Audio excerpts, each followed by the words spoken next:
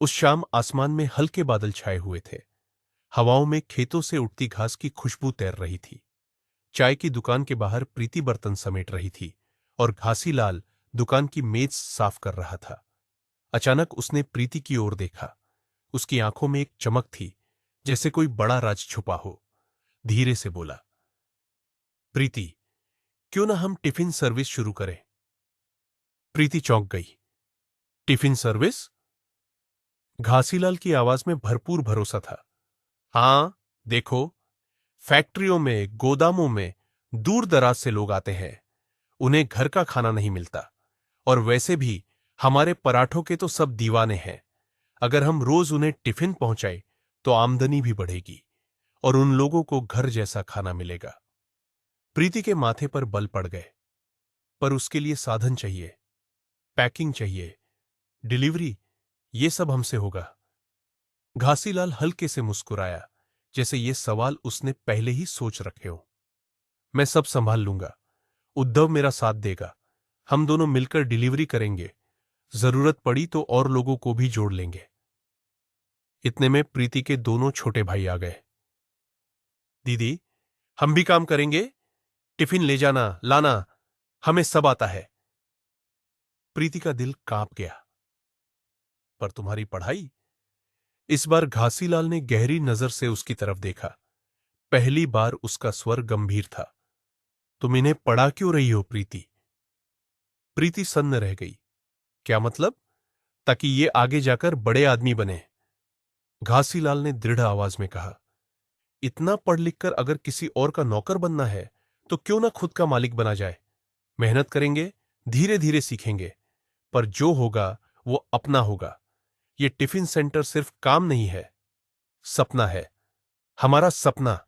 और पढ़ाई, वो तो प्राइवेट भी हो सकती है। स्कूल जाना ही जरूरी है क्या? प्रीति चुप हो गई।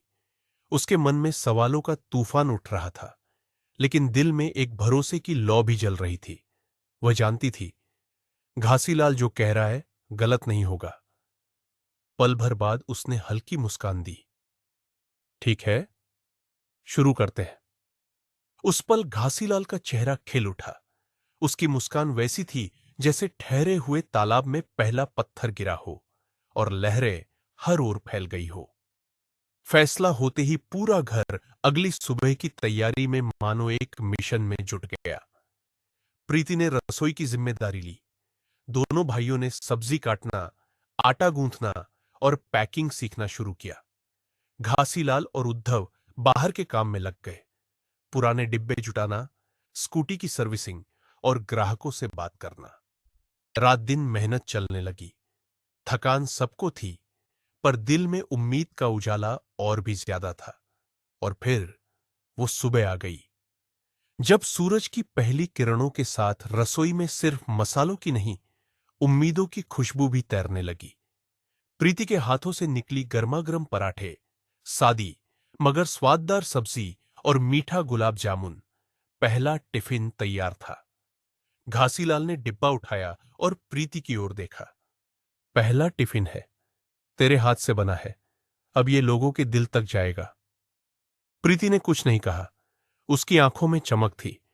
जैसे ही घासीलाल टिफिन लेकर निकला, उसने भगवान की तस्वीर के सामने हाथ जोड़ दिए। इसे मेरी मेहनत मत समझना, इसे हमारा सपना समझना। पर सपनों तक का रास्ता आसान नहीं होता। पहले ही हफ्ते में मुश्किलें आ गई। कभी स्कूटी बीच रास्ते में खराब हो जाती, कभी किसी ग्राहक को सब्जी पसंद न आती, कभी भाइयों की पढ़ाई छूटने लगती। प्रीति कई बार थक कर बैठ जाती, सोचती, क्या मैं गलती कर रही हूं? ऐसे ही एक दिन उसने घासीलाल से कहा, यह सब इतना आसान नहीं है, शायद हमें रुक जाना चाहिए। घासीलाल ने उसकी आंखों में देखा और धीमे स्वर में बोला, हर सपना मेहनत मांगता है प्रीति। अगर अभी हार मान ली तो यह सपना कभी सच नहीं होगा।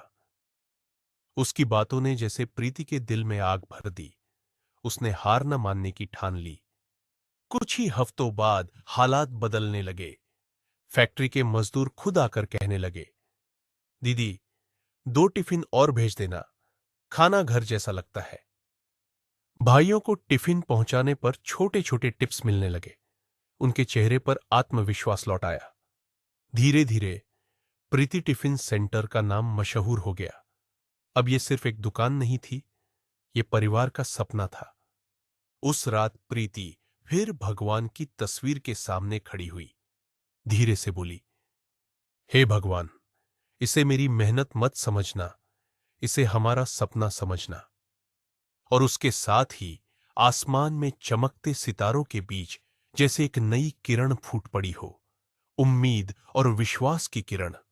लेकिन यह तो बस शुरुआत थी। आने वाले दिनों में प्रीति टिफिन सेंटर को और भी बड़ी चुनौतियों का सामना करना था। नए ग्राहक, नए लालच और वो मोड़ जहां सपनों की राह आसान नहीं रहने वाली थी। जानिए आगे की कहानी।